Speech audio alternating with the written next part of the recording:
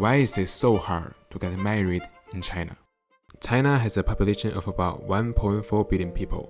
However, according to the Ministry of Civil Affairs, in 2024, the number of registered marriages was about 6.1 million, falling by 20.5% from that in 2023, which was 7.68 million. The lowest level since records began in 1985. At the same time, nearly 300 million people in China are single. So what's going on? Why are so many young Chinese struggling to get married? And is it really because they don't want marriage anymore? In China, getting married involves much more than just the wedding ceremony itself. It also requires a wide range of social and cultural expenses, which can vary greatly depending on location. For example, big cities like Shanghai, Beijing compared with small cities, towns, or villages.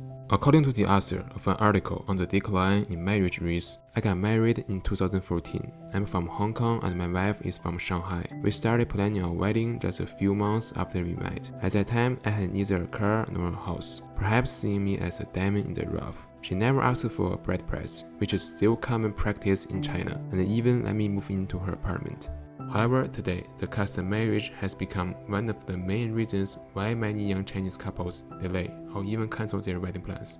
Here are the main types of expenses that Chinese couples and their families typically face. The first major expense is called caili, translated as bride price. This is a payment from the groom's family to the bride's family, symbolizing respect and sincerity. The amount varies greatly depending on the region. According to a survey conducted in 2024, the average bride price is around $17,180. However, in certain provinces and the rural areas, the amount can be much higher. There is a saying, the poorer the area, the higher the bride price. The province with the highest bride price is Jiangxi, a south-central province in China. Here, the bride price can reach as high as 800,000 yuan, which is around $112,000, excluding the cost of a car and a house. In 2021, the Bank of Jiujiang in Jiangxi even promoted a bride price loan to help couples who didn't have enough money to get married. Their slogan was 彩礼花销不用愁，带来稳稳的幸福, means don't worry about the bride price expenses, a loan brings steady happiness. Sounds interesting, right? But why has the bride price become so exorbitant? The answer lies partly in China's gender imbalance. So now let's check out China's gender ratio. According to global data, in 2024, the overall gender ratio in China was approximately 104.48 males per 100 females. This means there are roughly 26.7 million more men than women in the country. While as the number of men keeps rising, women have way more options, which makes them more in demand in China. And that demand is one big reason why bride price keeps going up. So what caused this huge gender imbalance in China? To understand that, we need to go back in time. In 1980, the one-child policy was implemented, which led to an extreme preference for boys across society. Some families desperate to have a male child would even abandon newborn girls until a boy was born. This policy was not completely abolished until 2016. The legacy of country's sweeping one-child policy combined with a strong cultural preference for male children is the main factor behind China's gender imbalance. Alright, the second major expense is housing, which is by far the biggest burden for most families. In most regions, groom's family is expected to provide an apartment before the marriage. However, the ratio of housing prices to income in China is much higher than in most countries. It often exceeds 20 times, making home ownership a decades-long challenge for young people. So what are housing prices like in China?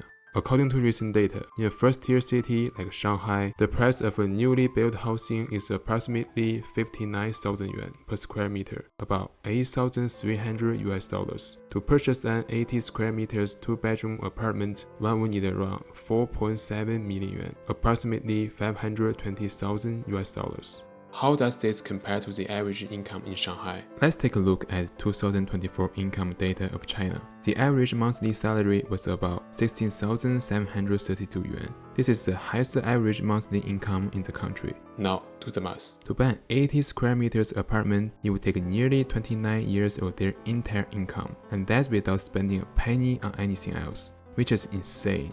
Meanwhile, according to data released by the National Bureau of Statistics, China's youth employment rate for those aged 16 to 24, excluding students, jumped to 17.8% in July 2025 from 14.5% in June, marking the highest reading since August 2024. The income instability and the uncertain future have greatly discouraged many young people from marriage.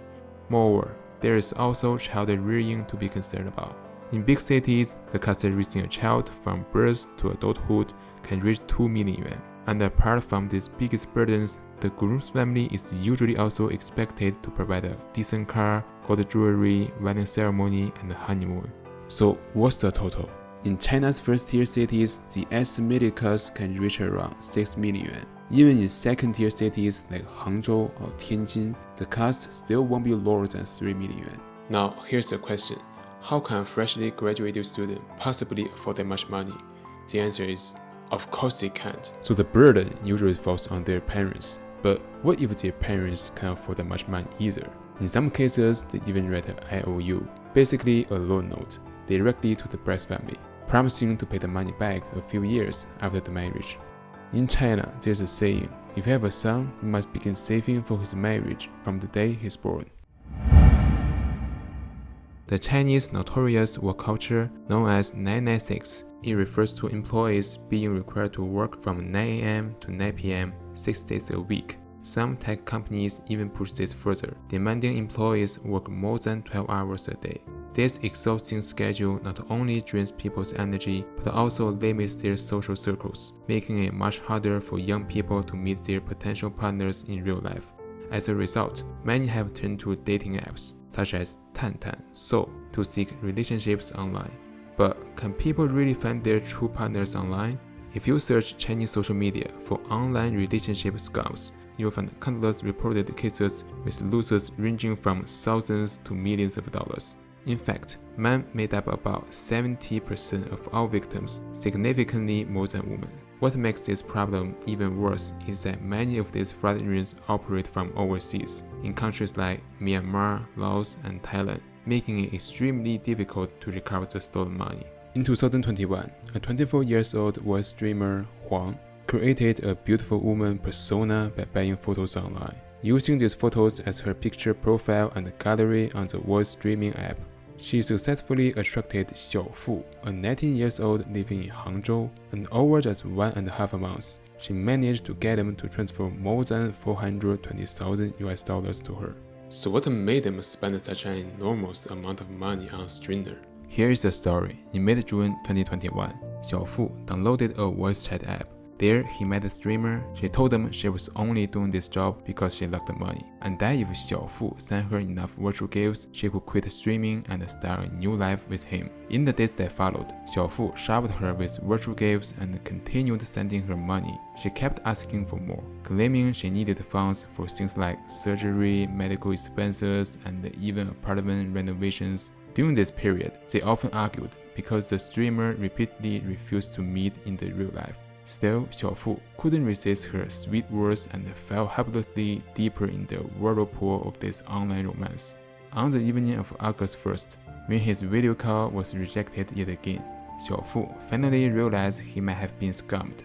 After repeated questioning, the streamer admitted to deceiving him. Police later revealed between mid-June and August 1st, Xiao Fu had transferred money to her 94 times. The total amount came to 3.80 million yuan, approximately $446,000. The money was originally saved by his parents to buy him an apartment. Investigators also discovered that the streamer was simultaneously maintaining a romantic relationship with several other men. This case not only highlights the risk of online romance, but also reflects the broader challenge of marriage in today's society. The 996 work culture leaves them with few opportunities to meet new partners in real life. And while online dating offers a new avenue, however, it also carries the high risk of scams and deception. Under the dual pressures of real-life constraints and the virtual risks, makes the path to marriage harder and harder. So the question still remains.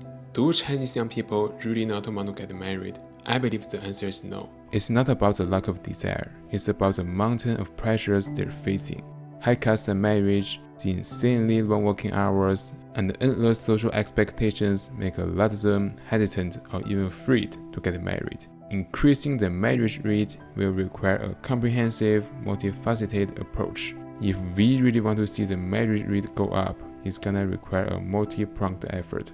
Only when social environment becomes truly supportive and gives young people hope, will they genuinely desire marriage and be willing to build their own families. When that happens, marriage will no longer feel like a burden but a choice, no longer a source of pressure but a source of motivation. And the society itself will benefit from renewed growth and vitality.